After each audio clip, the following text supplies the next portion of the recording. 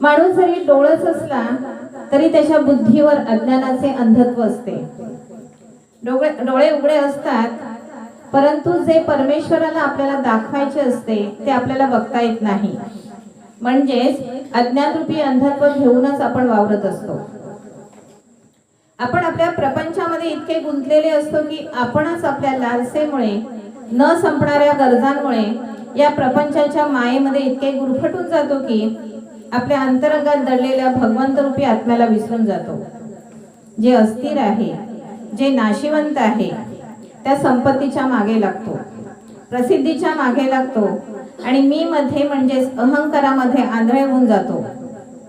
म्हणूनच माणसाने आसक्ती, अहंकार दूर सारून प्रपंचात राहून सदैव स्वामी नामात, भगवंत नामात तल्लीन व्हायला हवे। मग आपल्यापासून श्री स्वामी महाराज दूर नाहीत, मोक्ष